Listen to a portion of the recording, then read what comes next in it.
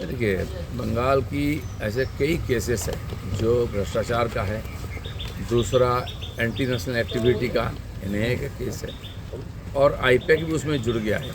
Case तो हुआ है, वो कोर्ट में सुनवाई होगी, लेकिन आईपैक का ऑफिस में छापामारी को लेकर ममता बनर्जी जिस प्रकार से वहाँ कूद गई थी और छुपाने का प्रयास की थी, इससे लग रहा है कि बहुत बड़ा कुछ रहस्य वहाँ घोटाला छुपा हुआ है। तो इसलिए जल्दी से जल्दी इसका और केस का सुनवाई हो करके और उसका न्याय होना चाहिए, जस्टिस होनी चाहिए। पुलिस को जो यहाँ सहयोग करना चाहिए एसआईआर में नहीं करनी।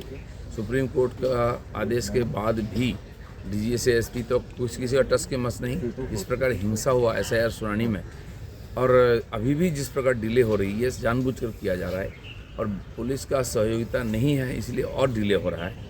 इसलिए जितने भी पुलिस ऑफिसर है वो किसी भी दबाव में हो, ये कर्मचारी हैं, उनको करना चाहिए, नहीं तो उनकी व्यवस्था लेना चाहिए उनके खिलाफ। चलेगा बैठक। बंगाल की जो क्रिटिकल सिचुएशन है एसआईआर को लेकर, यहाँ की सरकार का असहयोग के कारण यहाँ के कर्मचारी समय पर काम नहीं कर रहे हैं, उसका सहयोग नहीं कर रहे हैं, इसलिए हो रही है।